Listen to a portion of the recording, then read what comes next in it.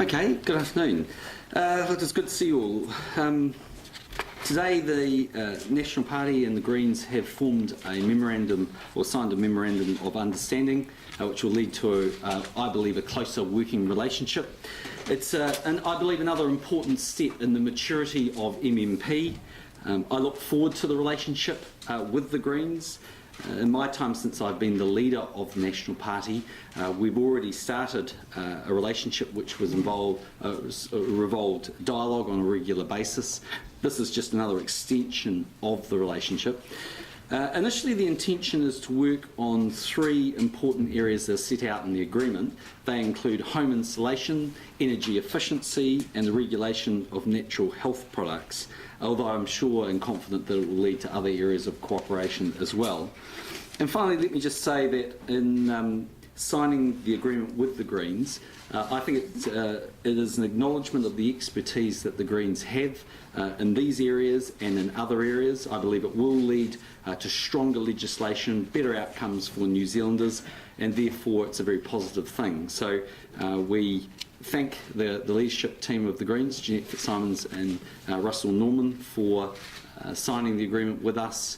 We intend to work constructively on that relationship, and we believe it will deliver good outcomes for New Zealanders. On that note, I'm just going to ask Russell to say a few words, and then we're happy to take questions on whatever you'd like. Thanks, John, and thanks everyone for coming along. We believe the Green Party and the National Party have reached a very practical agreement. It's an agreement which offers New Zealanders the hope of warm, dry, healthy homes. It's important for us that we retain our independent identity and that the agreement reinforces that. We will work with National where we can to make progress, but we absolutely retain the right to speak out and, when we disagree, to say so. We go into the relationship with cautious optimism. We're hopeful that there can be more that we will agree on, and we will pursue that and look for areas where we can find agreement. But we're also realistic. There are limits to what we can do together. It's our job to seek those limits, to stay principled and pursue sensible economic, environment and social policies wherever possible. It's what our supporters want, and it's what we were elected to do. In fact, New Zealanders expect their politicians to act in the best interests of the country as a whole, and that means cooperation. Now, there are more initiatives like the Home Insulation Plan that can be part of a Green New Deal for New Zealand. These programs tackle the economic crisis and the climate crisis at the same time. A Green New Deal is a particular point of focus for the Green Party right now, and we look forward to discussing it further with John Key and his ministers in the coming months. Honest politics is really important to the Green Party, and we commit to working openly and with integrity. We believe it is a healthy sign that MMP continues to mature into a robust system when parties can work together on some things and disagree on others. So we'll leave it there and open it up for questions. So what do you offer to the government? We offer expertise in particular areas. In particular, I'm thinking about the energy efficiency and home insulation. In those areas where we're working together with legislation, there will obviously be issues about progress, procedural issues through the House, but we will work on that on a case-by-case basis. It's about jointly making progress on things that really matter. So does that procedural support widen out to support for urgency and those sorts of things in that, or is it just related to those things? I think the agreement's pretty clear. It's on a case-by-case basis. So we will be treating procedural issues that way. But obviously on those areas where we're working together, if there's legislation around that, then obviously we'll be particularly working to make sure we make progress on those pieces of legislation. Why do you need this sort of agreement? I mean, couldn't you work together without a piece of paper like this? Well, from our point of view, we think it's really important to have a clear memorandum of understanding so we understand where each of us, each of our responsibilities lies. And it's also, as we add to the list, hopefully over time, we've got 3 areas currently, and we hope to add to that list over time, it makes it very clear to the ministers involved and to the Green MPs involved what are the areas we're working on and what are our responsibilities around each of those areas. Do you believe that the agreement will make them listen to you a bit more? Is that Well, well, I'm sure we will be listening to them all, but the basic point here is it's also it's important to understand that the level of engagement, because of the signing of the Memorandum of Understanding, is that the Greens will have full access to cabinet papers, to officials, so we need to spell that out in a document. Now, they will be bound, like our other confidence and support parties are, not to vote for ultimately legislation, but to preserve the confidentiality of that, and I'm sure they will honour that completely. So it's important to have an agreement so that that is spelled out, and it just sends a message to our ministers that we want them to work closely with the Greens on those issues and potentially others. Russel, we're only 5 months late. He's got should have been doing election campaign after the election campaign. If you recall, in our election campaign, we were very clear about our position. We said we would work with an incoming national government in areas where we could find common interest. And so we've been working through that process. Now, obviously, National had to put in place a government. There was a lot of negotiations National had to do with its other parties in order to get that all set up. And so I accept that we were, if you like, the next round of negotiations, but it was important to us that we take the time and establish where that common ground was.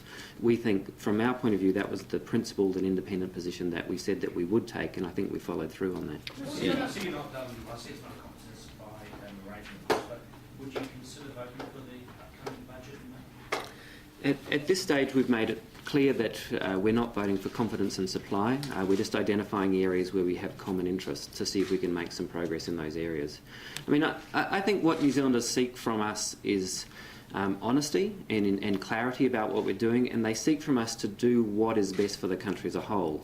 And I think that this kind of cooperation is a mature attempt to actually achieve that. So you wouldn't agree with what the National Party announced yesterday around the super city and ignoring the Royal Commission to be that there should be 3 MoU seats there? No, we don't agree with that particular aspect of it.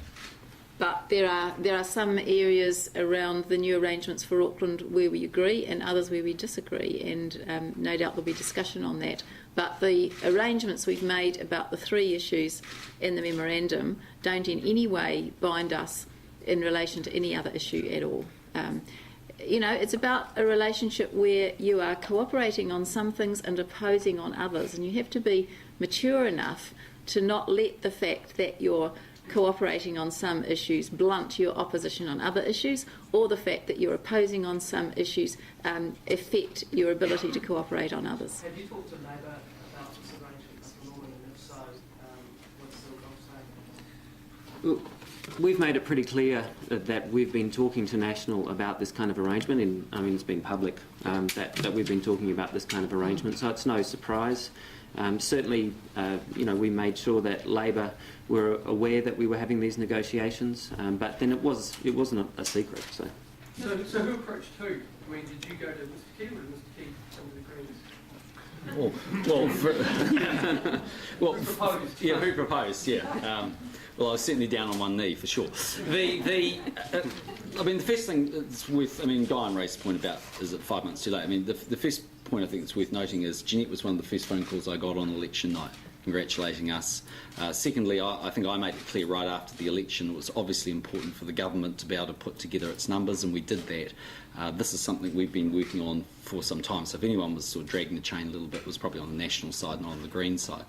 Secondly, look, I think it is an acknowledgement that we can work together. One of the advantages of the structure of this relationship, as indeed it was with the Maori Party, is that there's a lot of flexibility in there, and it shows that we can work through some issues where we don't agree and issues where we can.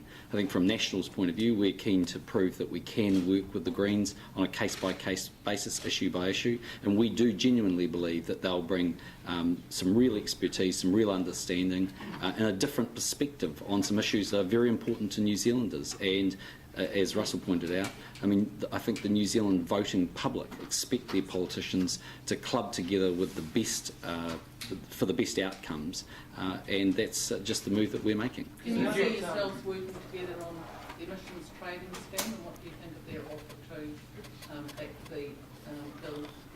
Well, I think it's inevitable at some level we will work on the emissions trading scheme, simply because if you take healthy housing as an example, potentially forestry, they are subsets of climate change policy.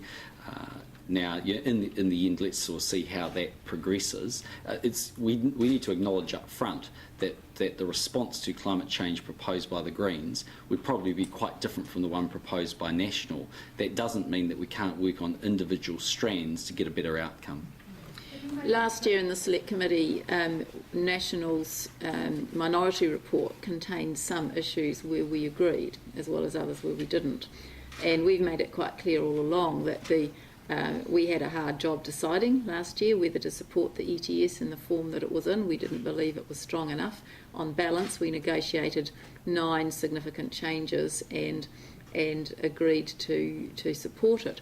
But if we are prepared to talk to National about whether there are ways that our cooperation can make the ETS better, and that would be the basis on which we would be interested. Mr. Kerr, have you made any commitments in terms of funding for any of these policy areas? Because obviously a lot of them would need money down the track. Yep. For example. Well, there certainly will be access to officials and access to support for the Green Party. I think on a case-by-case basis we can work on that if there's specific need, but there will be some resourcing that will certainly be available to the Greens. Would you like to see a bit more resourcing, maybe signalled at this point, given that the government had cancelled that $1 billion fund that had been agreed between Labour and the Greens? There definitely will be a budget initiative around that, and we can't obviously release the size of that today. But yes, we're not going into agreements on things that won't be funded in the budget. So will that be in this year's budget? Have to wait and see. So does that mean you will be voting for the budget then? Not necessarily. You can agree with one, but not necessarily agree with all of it. Mr. Key, how important is this to you strategically? You've now got relationships with you and agree with what 4 Yeah. parties. Now Labour's looking pretty isolated. Is this Well, I think it is important. One thing I can say to you is that when we ask our supporters on who they'd like National to work with, the Greens are right up there, often at the top of the list. And the last survey I saw, a third of our voters wanted us to have a relationship with the Green Party. And I think the reason for that is, we're a big political party. 1 million people voted for us last year. To an awful lot of those people, environmental concerns are a top issue, and they do care about that. So our voters, I think, will want to see us, taking constructive advice and working with the Greens on that issue. And as I said, one of the advantages of the outcome that occurred in 2008 was it allowed us to form a relationship, firstly with the Maori Party. There's no stress in that relationship in so much that we didn't need those numbers to put together a deal. It allowed them to come into that deal. And what you've seen now is, yes, as you saw yesterday, disagreement on a solution to a problem, but in a lot of areas there's been agreement. And I think, again, with the Green Party, this just allows us to prove that we can work on issue by issues. It doesn't mean that the Green Party would form a relationship if they held the balance of power with National in the 2011 election. I think you can't make that claim. But I think we do have an opportunity over the next 2.5 years to show to the New Zealand public that we can work constructively together. Now, let's see where it goes from there. I just wonder how the Greens feel about maybe giving this national-led government better credibility with you taking your flag to their mast. Well, I think that in this kind of a relationship, there is obviously an element of political risk in a sense. What we're saying is that we are, opening ourselves, each party, to a relationship where there is political risk because we hope that there's the opportunity to do something good. And I think that's what we've got a responsibility to do as political parties, is actually to open ourselves to that risk in order to grasp those opportunities. And I think that goes both ways, actually. on the complementary medicine stuff? Yep. Have the Australians agreed to renegotiate the deal? No, but I raised the issue with Kevin Rudd when I was in Australia, and there's been some discussion between our officials and their officials. Now, what I've made clear is that National has a view on what a future agreement between New Zealand and Australia would need to look like in that area, and it's far too early to tell whether that would become acceptable to the Australians. But it's an area where if we could get a carve-out, for instance, for complementary medicines, then it might be that the rest of the relationship or the rest of the agreement for trans-tasman therapeutics could be quite a successful outcome. Now, it's too early to tell. Yep. Yeah, sure. You know, it's obviously my very highly Peter Sharp was interested in the favour of institutional racism. Yeah. So how are you going to overcome this problem? Well, look, part of the strength of the relationship with the Maori Party is that there's the provision to agree to disagree. I had a discussion with them last week and gave them a heads up about where we were going. I met with them yesterday before we made the announcement in Auckland. I fully respect their response to the issue yesterday, but in the end, you know, we've made the decision that we think is right for Auckland. There's always the provision under the Local Government Act for Aucklanders to decide whether they want Maori seats. My own personal view is that the advisory committee that we're setting up that will have to, that the Auckland City Council will have to embrace and engage with, will deliver better outcomes than 3 potentially Maori seats in a council of what would have been 23. So it comes to your own personal view of what you think is going to work or not work, but I think if the Auckland City Council embraces a properly structured Maori advisory committee early on across a wide range of areas, we'll get better outcomes. Now, I fully accept that the Maori Party don't agree with that, but we'll just have to agree to disagree on that. If it's good enough for Parliament, then why not for the new Auckland City? Well, Aucklanders can decide that. If Aucklanders decide they want Maori seats in Auckland, the Local Government Act allows them to do that. But Maori are always going to be the minority. Well, It's a done deal. It's a defeat for what's I don't know. I mean, there's a big Maori population in Auckland. There's typically a fairly low turnout of voting in local government elections. If it's put on the ballot and Maori feel strongly about it, I'm sure they can get it changed. But the Māori Party's argument is that the response to that is that it never happens like that because they are the minority. Well, It should have been this way. You can't say it never happens like that because one council in New Zealand's already voted for that. Yep. So, look, it comes down to what you think is going to work. I personally think engagement, proper engagement, early on across a wide range of issues where there's proper dialogue and proper engagement is more likely to deliver successful outcomes for Maori in Auckland than just necessarily having a couple of 2 or 3 seats on a council. So you're non-negotiable on this, as a party probably still don't try to persuade you. Are you saying just definite no to this? Well, it's like all of the reforms we have in Auckland, they will go through a select committee process. And, you know, governments need to listen to submissions that go to select committees. We'll do that. I mean, obviously, there'll be 2 effective bills out of yesterday's announcement. One is the transition process, and that'll go through all stages. But the structure of Auckland will go through a select committee process, and we will respectfully listen to those submissions. But the government made its preferred option available for public dialogue yesterday. So just have an indication for the long-term relationship with the Māori Party? Not in the slightest. I think both Peter Sharples has already acknowledged in the media this morning that, in fact, if anything, it's a stronger relationship. You just have to accept that sometimes there's going to be the agreement to agree to disagree. There are other things we're working on with the Maori Party which, you know, I think actually are quite bold steps for us, and, you know, they'll like those bits. If we were exactly the same parties, then there wouldn't be a separation between us. Well, we work through everything on a case-by-case basis. I don't sort of see it as a point-scoring competition. We just do what we think is right. I just don't think that, by decree, having Maori seats in Auckland was the right response to the problem that we faced yesterday. Could some of the community councils become, in fact, Maori-dominated or even Islander-dominated? Well, there's 2 important points, I mean, from yesterday. The second is, along with the Maori Advisory Board, there's also going to be one that represents Pacifica and other ethnicities in Auckland, because I think what you've got to acknowledge in Auckland is it's a truly multicultural city. Yes, mana whenua have a special place there, and we accept the right of Tainui and Ngāti Whātua, but ultimately there is also, it's the biggest Pacific Island city in the world. So that's the first thing. The second thing is the way the structure will work is there will be there will be 3 wards coming out of Manukau City. So if given the percentage of Maori and Pacific Island voters in Manukau City, if they decide not to elect one of the Auckland Council or a number of the Auckland Council representatives as either of Maori or Pacific ethnicity, I would be very surprised. Thirdly, I think ultimately you will see tickets run in Auckland. I think inevitably you will see groupings that come together, and I think those groupings will be of 21 in nature. A mayor, 12 councillors for the different wards, and 8 for the at-large. And I think you'll see smart tickets put together that represent the quite substantial diversity that is Auckland. And I'd be very surprised if you don't see a mayor or several mayoral candidates coming out with a grouping of by gender, by ethnicity, and that's what smart tickets are going to look like in Auckland. But isn't it the point the Māori Party are making, though? I mean, that sounds all very reasonable. We've got these different ethnicities, but what they're saying is that they've got special statuses coming together, and that they don't want to just be lumped in with the ethnic Chinese and Indian communities and by gender, etc. That you've got a treaty relationship with them, and that they can't compare with, and they have to do a special status. And I acknowledge that.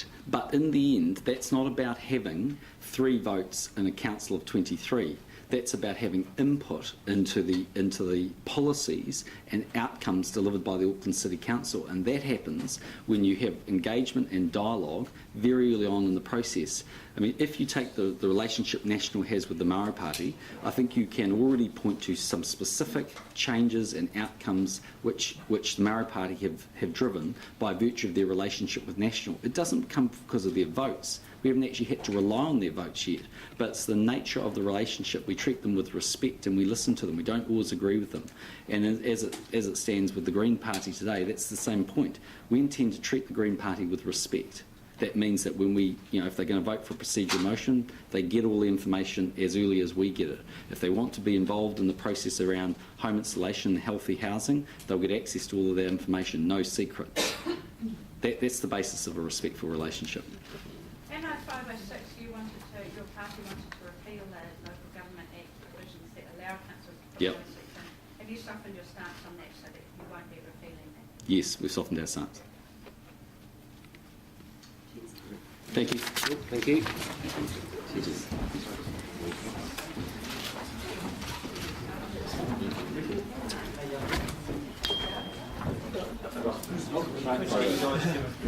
Have a joint handshake or something? Guess what? Sorry. Octopus is